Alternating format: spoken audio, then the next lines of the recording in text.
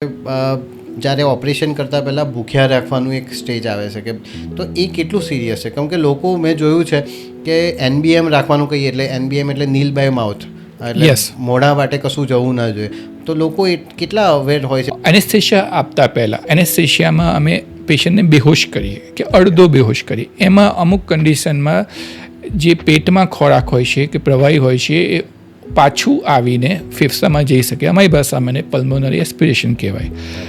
આવી કશી તકલીફ થાય તો એ બહુ જ ગંભીર પ્રકારની કોમ્પ્લિકેશન છે, જે આપણે જસ્ટ દર્દીને ભૂખ્યા રાખવાથી એવોઇડ કરી શકીએ છીએ. અને ઘણા બધા કેસીસ આવા થયા છે, રિપોર્ટેડ થયા છે. એના પર એક પિક્ચરે બન્યું છે, અંકુર અરોરા મર્ડર કેસ. આ વસ્તુ પર એક આખું પિક્ચર બન્યું છે. અને હું દરેકને આશ્વાસન આપવા માગું છું કે અમે દુશ્મન નથી. અમને દર્દીને ભૂખ્યા રાખીને કોઈ મજા નથી આવતી. દર્દીને અમે જેટલો ભૂખ્યો રાખ્યો છે અમે એનાથી ડબલ પોષણ એના નસમાંથી આપી દઈશું. આમાં કોઈ દર્દીને અમે સ્ટાર્વ કે ડિહાઇડ્રેશન નહીં થવા દઈએ, એને ભૂખ્યો નહીં રહેવા દઈએ. ખાલી પેટ ખાલી હશે, દર્દી ભૂખ્યો નહીં હોય.